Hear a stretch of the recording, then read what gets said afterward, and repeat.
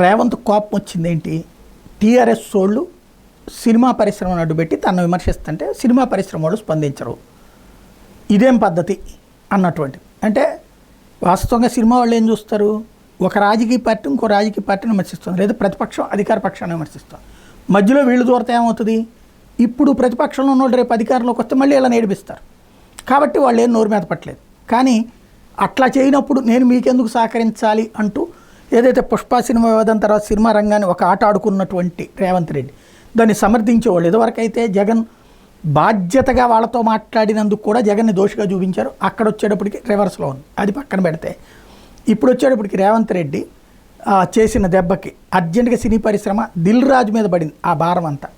ఇప్పుడు కేటీఆర్ మొన్న వీళ్ళ మీటింగ్ జరిగింది కదా, సినిమా వాళ్ళతో మీటింగు, నాగార్జున వెళ్ళాడు, వెంకటేష్ వెళ్ళాడు, ఇట్లా వెళ్ళినటువంటి సందర్భంలో వాళ్ళతో మాట్లాడినటువంటి సందర్భంలో ఏదో రహస్య మీటింగ్ ఏదో పెట్టుకున్నట్టున్నారు ఇల్లు అంటూ మాట్లాడితే దాన్ని ఖండించే బాధ్యత దిల్ రాజు మీద పడింది. అర్జెంటుగా దిల్ రాజు స్పందించేశారు. కేటీఆర్కి ఘాటైనటువంటి హెచ్చరిక జారీ చేశారు. తెలంగాణ అభివృద్ధి పైన చిత్ర పరిశ్రమ భాగస్వామ్యాన్ని, రాష్ట్ర అభివృద్ధికి, సామాజిక సంక్షేమానికి మా బాధ్యతగా తగిన సహకారం అందించాలని సీఎం రేవంత్ ఆకాంక్షించారు.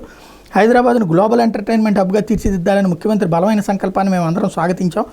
అందువల్ల తెలుగు చిత్ర పరిశ్రమను అనవసర వివాదాల్లోకి లాగి లేనిపోని రాజకీయాలను ఆపాదించొద్దు, ఇది మా మనవి. రాజకీయ దాడి పెద్దాళ్లకు దయచేసి పరిశ్రమను వాడుకోవద్దని అందరినీ కోరుతున్నాం. లక్షల మందికి జీవనోపాధి కల్పిస్తున్న పరిశ్రమకు అన్ని ప్రభుత్వాల సహకారం, ప్రజలందరి ప్రోత్సాహం ఎప్పటికీ ఉంటుందని ఆశిస్తున్నామంటూ మెన్షన్ చేయాల్సి వచ్చిందనమాట.